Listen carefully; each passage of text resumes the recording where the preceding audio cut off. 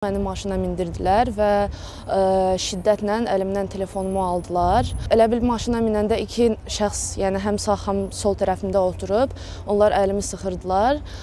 Mən qışqırmağa başladım. Mən qışqıranda isə onlardan biri mənim ağzımı bağlayıb və o biri əlindən belə boğmağa başlayıb.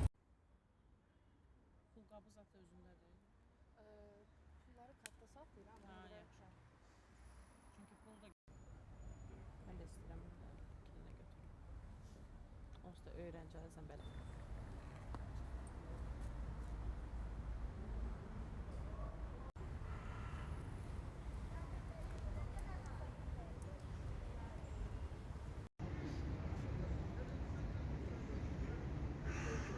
...8 Mart günorta saatlarında 28 May metro stansiyasından Elmlər metro stansiyasına gedirdim və artıq metroda şübhələnməyə başlamışam ki, məni izləyirlər.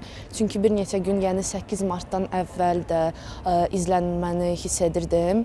Dostlarımla şəhərdə görüşəndə belə bir neçə nəfər şəxs yanımızda otururdu, bizə çox diqqətlə qulaq asırdı, sonra şəhərdə bizi izləyirdilər. Ona görə hiss elədim onu. Və deməli çıxdım Elmlər metro stansiyasında mağazinə girdim. Ondan sonra qayıtdım metroya və metroda 3 nəfər yaxınlaşıb mənə. Qeyd eləyim ki, onlardan biri bir neçə gün ondan əvvəl məni izləyirdi elə dostlarımla şəhərdə. O birisi isə Nəsimi polis idarəsində işləyirdi, yəni uşaqlıqdan tanıyıram onu. Və deməli bu 3 şəxs mənə deyiblər ki, bəs mənim əşyalarımda nəsə soyuq silah ola bilər, ondan şübhələnirlər, ona görə yəni yaxınlaşmalıyam bölməyə və s. və s. Mən demişdim ki, vəkillə və yaxud həyat yoldaşımla əlaqə saxlamaq istəyirəm, ondan sonra qalxacam. Mənə söz verdilər, and içdilər, Quran haqqı içdilər ki, qalxandan sonra mənə yəni imkan verəcəklər, lakin təbii ki, imkan verməyiblər. Biz çölə çıxandan sonra məni maşına mindirdilər və şiddətlə əlimdən telefonumu aldılar. Elə bil maşına minəndə iki şəxs, yəni həm sağ, həm sol tərəfimdə oturub, onlar əlimi sıxırdılar. Mən qışqırmağa başladım. Mən qışqıranda isə onlardan biri mənim ağzımı bağlayıb və o biri əlindən belə boğmağa başlayıb.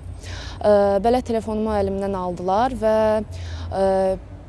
sürücü, başa düşdüyüm qədərilə elə o onların rəisi idi. Biraz sürdü, dedi ki, bəs narahat olmayın, yoxladı, heç bir silah yoxdur, sizi aparacaq geri metroda. Lakin mən yolları biraz tanıyıram, yəni gördüm ki, biz lazım olan döngəni keçmişik. Demişəm ki, bəs məni hara aparırsınız və s.